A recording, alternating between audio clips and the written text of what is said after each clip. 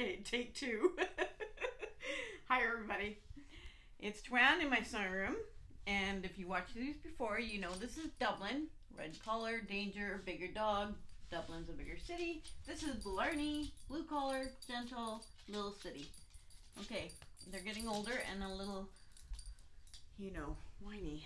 Okay, so today I'm going to demonstrate the new 10-inch Wonky log cabin by Creative Grits, and I'm doing the Sweet 16 pattern, which is cut loose. These are fairly inexpensive. This is $6.97, and the instructions and cutting are there, so that's handy. How much fabric you'll need to do that, which is handy. As usual, there are instructions to do the block, and we need those. And don't lose those. I actually have them in a binder. Okay, so this is the block. And I'm using Snow Kissed Jelly Roll. So it's really sweet, actually. And they are going to go together something like that. Yeah. See that? So there's 16 blocks. Sweet 16. Ah, get it? Okay. One of the important things is they tell you here the light to separate your 2.5-inch strips. You need 40 of them into dark and light. And I've talked about this before, that sometimes they're not necessarily dark or light, like this gray and turquoise could have been anything. So what I did was all the lights that were really light, like a background, like this. You can kind of see it here. So this side is my lights. So I put, first I was going to put the gray, but that didn't jive because that gave me too many darks and not enough lights. So what I did is I made the turquoise the light pile, and then these were all obvious, and then all the grays went in here. Otherwise they're dark and light. So you have to look at your jelly roll or your pre-cut, even if it's layer cakes, whatever, when they divide it up, and sometimes you have to decide if one color is going to be a dark or a light. Okay, because they can play on both. And the nice thing about this is it's really scrappy. Yeah. So, okay. So we're just going to go over here. I'm going to show you how I organize my strips. I kept them on my sewing table like this, and then when I was working with them, I just moved them over here and sewed them. And they tell you how many you need. So for instance, round 1 has so many light values and so many dark values of 2 different lengths, and then round 2 and round 3. But what you want to do is start cutting at round 3. And they do mention that, but if you're like me, you skim that over and don't think about that till halfway through, which was fine. But because of the longer lengths, and there's plenty, but you don't want to be short that one length. So do all your long ones first, and then these are easy to do. So with the center, they use the same, one of the fabrics they're using in the border, but I actually had red solid and I like that. So that's my center of my log cabin. And then these are my round 1 lights. Okay, so they're all here, and these are my round 2 darks. And then these are my round 1 darks. These are my round 2 lights, my round 2 darks, and then here are my round 3 lights and my round 3 darks. So as I cut these, I would take this over and I would sew 16 of these together. So that was my first one. And then I take, go press them, and then I would take from this pile and do the next one, and then I work on the darks. So that goes all the way down. So then the next round 2, I work with my lights and then my darks. Okay? Clear, clear, clear. Okay, so we're just going to go over here, and I'm going to show you how we do this. I'll talk about these later. When I'm cutting my strips, I actually take this,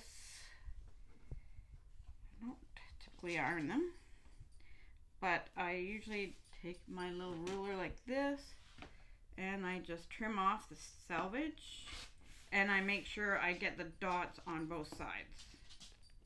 Okay, so these are the little tiny dots, and on this side they're not always as obvious, so the white band is, so you just want to make sure you're done those. And then the next thing I do is I actually did pretty much 2 of everything. So I kept the rolls like that. I love using this ruler. I use it a lot for marking. This comes in a 12.5 inch and an 18, and I like them both. So you probably could use just the 12 because I think the longest is under there. But I would just go along here and measure it, and then I would cut. So that just lays nice and flat, and I'm not using a big bulky ruler. So I go long and I cut all my ones I want. So I usually do 2 of the longer ones of the dark and 2 of the shorter ones in the dark. So this might be around 3, 2 of each. So I go along and I cut those all up, and then I sorted them like that. So as I did them, I did the round 3 lights, and then I did the round 3 darks, and I put them over there. Okay. Grab this. So with round 1, like I said, I sew those 2 together, and then you're going to work clockwise. So this is my top, and one of the mistakes I made, I'm just going to grab a light. You need to be quiet. Right, puppy? Whoa, whoa, whoa, whoa. Just to show you this is my mistake. So I did the first one right. And then what I did is I went and sewed this like this. So you're going to go clockwise, but what ended up is this is on the outside because the next one's going to go down here, and this needs to be in the middle. So we're working clockwise. That's your number 12. So I sew these together. So see, that's why that one wants to go like that. And then I press that, and then I'm going to sew this right. Now we're at number 3, and then the next one's going to go here. So it looks like that. So that's the dark one now. So 2 lights and then 2 darks, and then the final one here. I have to say that I did try them, excuse me.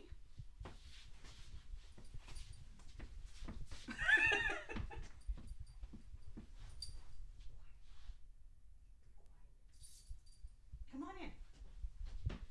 Sorry about that, folks. So I tried just doing it a finger press or a roll press, and I found that I just like them better ironed as flat.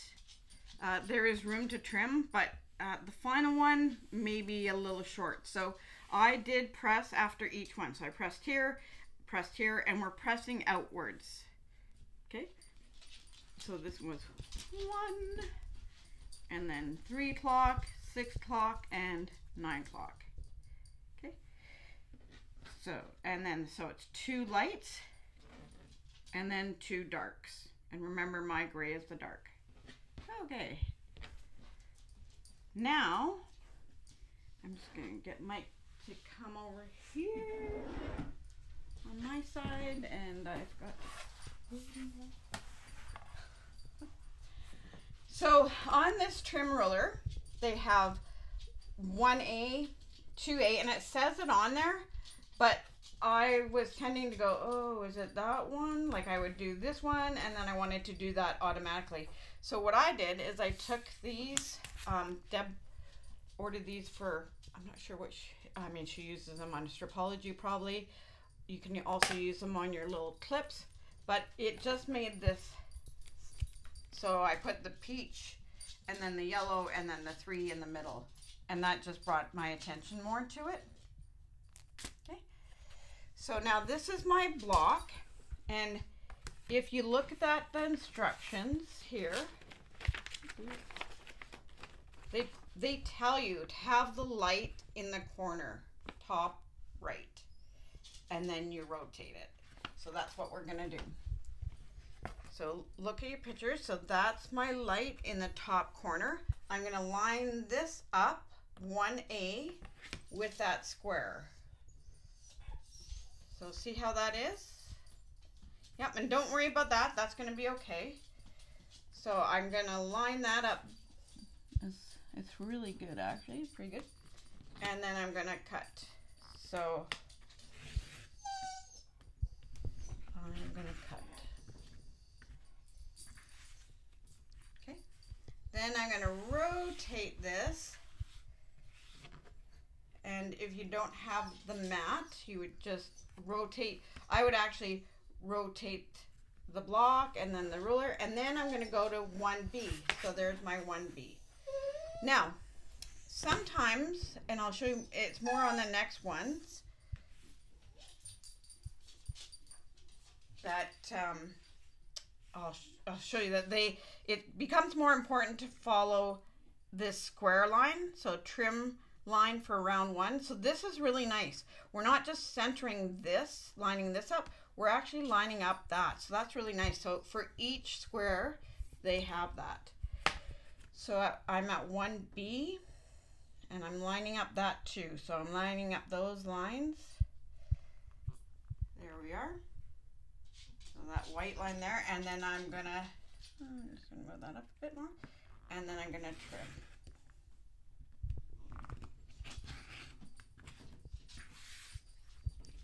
So there we go. There's the number 1. So that was round 1. And now when we go to round 2,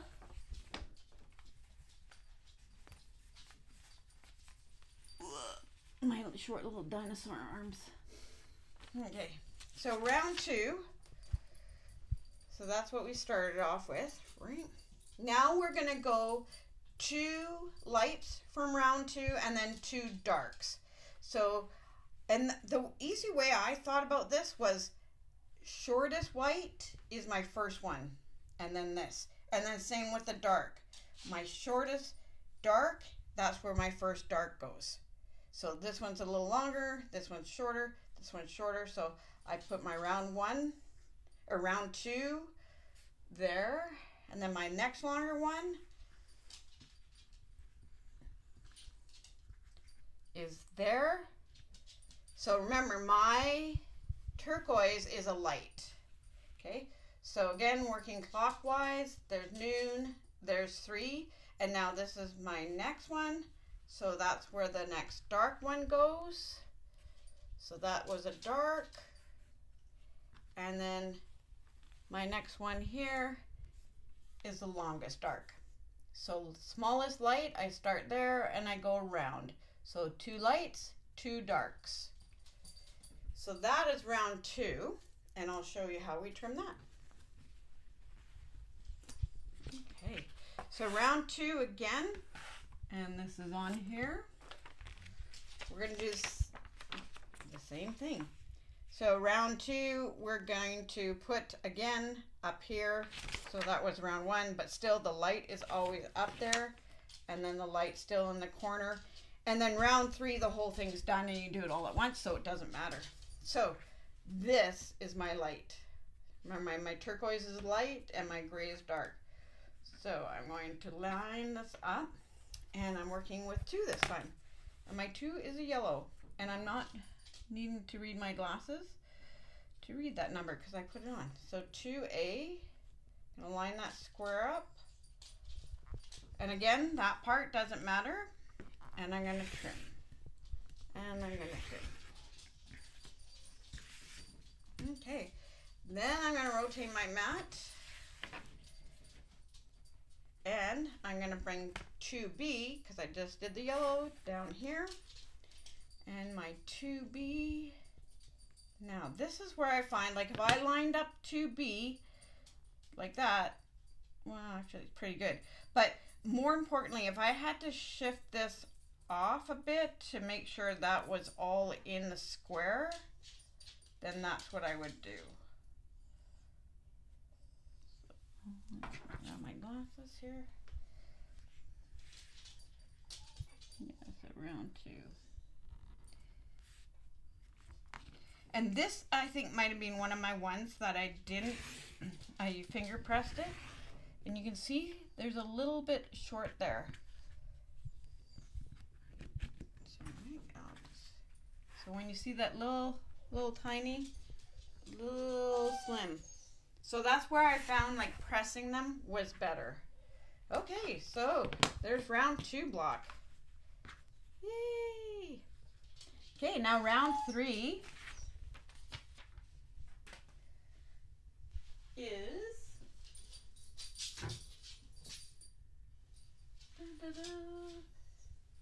again, we're gonna start with, move this out of the way so you guys can see this better.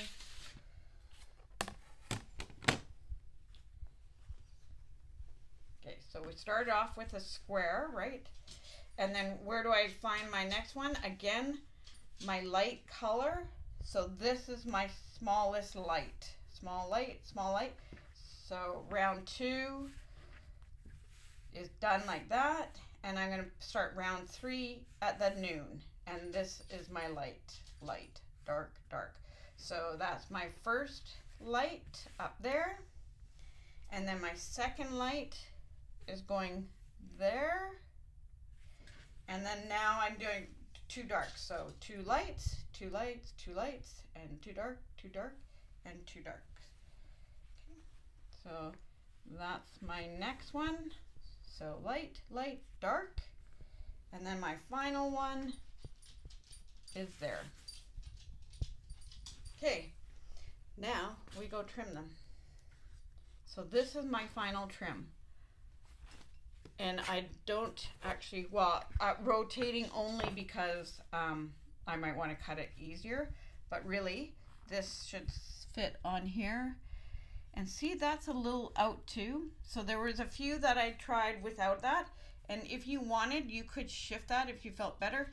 This is a little off. You're not going to notice that. If I had to do that with all of these, you wouldn't notice that. So if you found that that was a little off, just bring this down and then there's your whole full square. So, but typically this should fit, and on my other ones that I was pressing, they did. So, but I'm just going to bring this down. I'll keep these lined up here and there. Okay, so I'm going to cut this one first.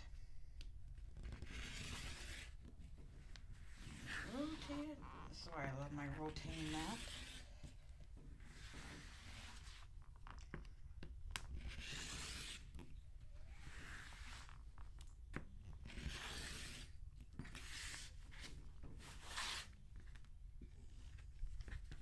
Okay, there we go. Another block done. Yay. So then on the instructions,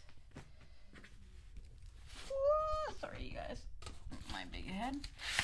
They tell you, you actually have a border, and when this is in the store, you'll see it. It has 2 fabrics. So, and this fabric is the one that, or this one is the one that they used in the middle. I use the red. And I'm deciding on which of these 2 to use for the biggest pieces in the border or the smallest. What I want to mention here is when you decide, so if I decide to use the toque, then I want to make sure when I lay these out, for both of them because they'll hit up, that I don't have a toque on here, because that would just blend and then you wouldn't see the, so I think I have a block here.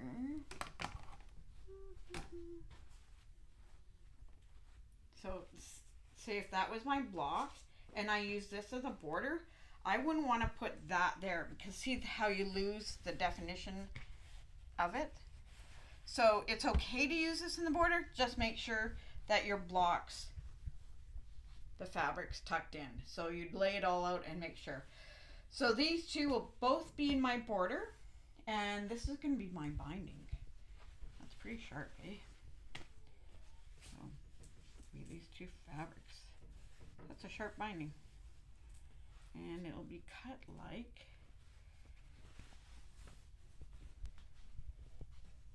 this. Yeah, so it's gonna be really nice. Okay. First Christmas quilt of the season. I think Deb's on number 2, so gotta catch up. Okay, thanks everybody. Where's Dublin? Now he's quiet.